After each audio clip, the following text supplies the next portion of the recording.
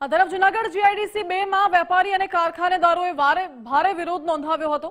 મહાનગરપાલિકાની ખાતરી બાદ પણ રોડ ન બનતા રોષનો માહોલ જોવા મળ્યો। રોષે ભરાયેલા વેપારીઓએ મેયરને રજૂઆત કરી। 25 દિવસમાં રોડ બનાવવાની મેયરે ખાતરી આપી છે। જો કે લોકોએ ચક્કાજામ કર્યો હતો, જેને પગલે પોલીસનો કાફલો પણ ઘટના સ્થળે પહોંચી આવ્યો। મેયરની ખાતરીને પગલે વેપારીઓએ આંદોલન મુલતવી રાખ્યું।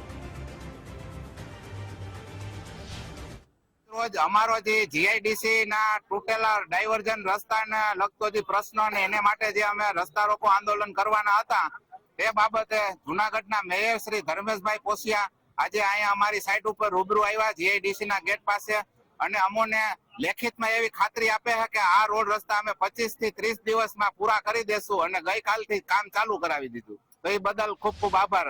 ડાયવર્ઝન કાઢતી વખતે જે રોડનો કોર્પોરેશન દ્વારા ડાયવર્ઝન કાઢતી વખતે ઉપયોગ કરવામાં આવ્યો હતો એ ઘણો સમય ત્યાં આ જીઆઈડીસીના લોકોની માંગણી હતી કે રોડ તાત્કાલિક ધોરણે થાય, પણ ક્યાંક ને ક્યાંક સરકારી કામગીરીને ધ્યાનમાં રાખી વર્ક ઓર્ડર જે વહેલી તકે મળે એવા પ્રયત્નો કરી અને આજે ગઈકાલેના દિવસેથી રોડની કામગીરી ચાલુ કરવામાં આવી છે અને આજે જીઆઈડીસીના લોકો જે ભેગા થયા છે તેની આગળ પ્રમુખ છે, જીઆઈડીસીના બધા તમામ લોકો છે એને મળી અને એને બાંહેધરી આપી છે કે આવનારા 25 દિવસની અંદર રોડની કામગીરી પૂર્ણ કરવામાં આવશે।